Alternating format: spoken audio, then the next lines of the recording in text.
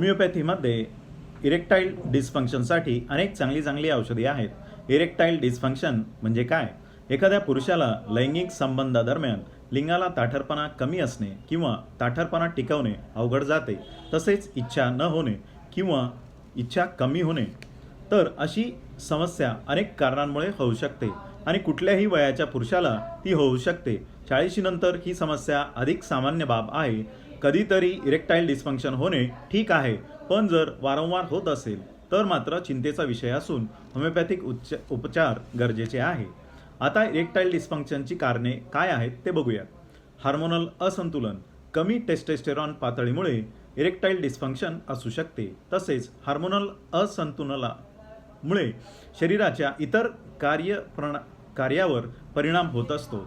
लठ्ठपणा, obesity, hormonal असंतुलनामुळे वजन वाढते, त्यामुळे स्ट्रेस टेन्शन वाढतो आणि म्हणून इरेक्टाईल डिस्फंक्शन होण्याचे चान्सेस जास्त असतात। मधुमेहाच्या रुग्णांचे इरेक्टाईल डिस्फंक्शनचे प्रमाण जास्त आहे। मधुमेहामुळे रक्तवाहिन्यांचे आणि नसांचे नुकसान होते। मज्जातंतूंचे आजार, पाठीच्या दुखापतीमुळे इरेक्टाईल डिस्फंक्शन होऊ शकते किंवा कमरेची एखादी शस्त्रक्रिया झालेली असेल आणि जर मज्जातंतूंना दुखापत झाली असेल तर इरेक्शन कठीण होऊन अडचण निर्माण होते।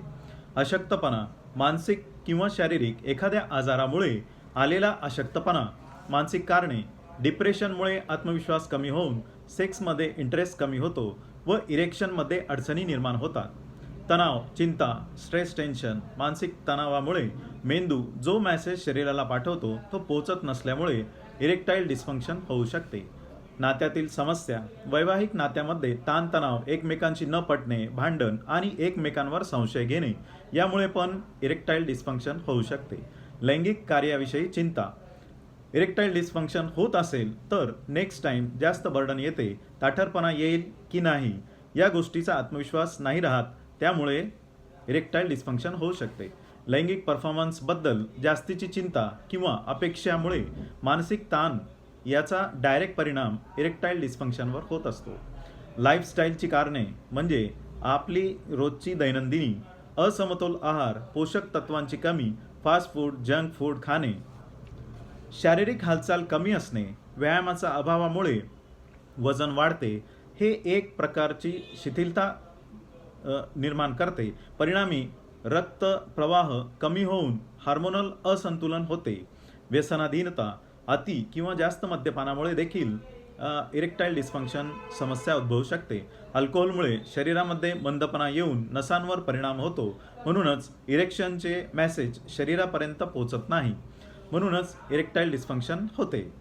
सिगरेट, धूम्रपानामुळे ऑक्सिजन वहनावर परिणाम होऊन नसा कमजोर होतात, त्यामुळे रक्तप्रवाह कमी प्रमाणात होतो। उपाय काय आहे? रोजच्या जीवनशैलीमध्ये बदल करावा लागेल।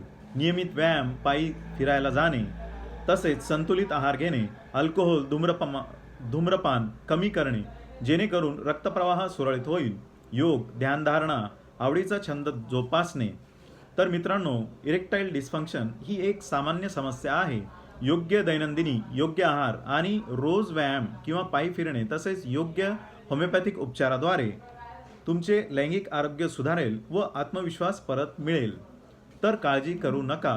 होमिओपॅथीमध्ये इरेक्टाईल डिस्फंक्शनसाठी अनेक चांगली औषधी आहेत, जसे की ॲसिड फॉस, लायकोपोडियम, ॲग्नस कॅस्टस, सिलेनियम, योहिम्बिनम, ग्राफायटिस, कॅलेडियम, ॲव्हेना सटायवा, डॅमियाना, सबल सेरुलेटा। ऑनलाईन कन्सल्टेशनसाठी मला कॉल करू शकता। माझा फोन नंबर डिस्क्रिप्शनमध्ये दिलेला आहे। व्हिडिओ आवडला तर लाईक, शेअर आणि सबस्क्राईब नक्की करा। कमेंट्स जरूर कळवा। काही सूचना, सजेशन असतील तर नक्की सांगा।